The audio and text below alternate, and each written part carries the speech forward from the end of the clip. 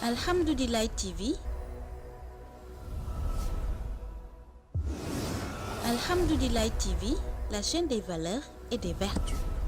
lan ngay wax en tant que jigéen boo xam ne sénégalaise nga nekk xale waaye am jom am fula ak fayda di daan sa doole lan ngay digal sa mbokk yi nga xamante ni ñi ngi bàyyi war a jaar ci yoon légal yi pour tukki wala war a xam ni Europe ku yàlla dogal nga war faa dem amee fa sa wërsëg baax na waaye ku yàlla dogal ni fii li ngay tekkeet yàlla dogal ni fii ngay tekkee lan nga am comme message boo leen mën a wax.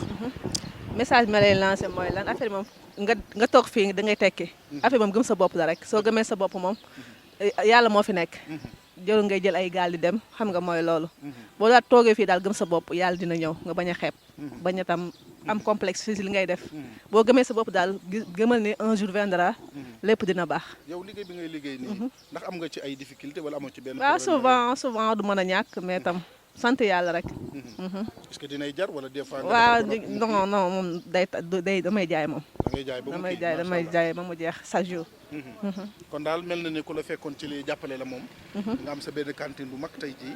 def fa sa yëf wala wër bi moo la gënal wala yow nan nga bëggee.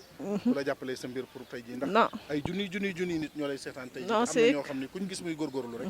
ñu jàppale ko. waaw soxla naa côté financement bu baax moom. waaw su ma sañoon moom affaire yi day gën a yokk. looy tàggatoo. waaw maa ngi sant ñëpp di gërëm xam nga di gërëm xale yi tamit dugg si gaal gi ñu bàyyi gaal gi amul solo ñu gëm seen bopp rek xam ne bu ñu toogee fii yàlla baax na daal. ok merci beaucoup. Alhamdoulilah TV.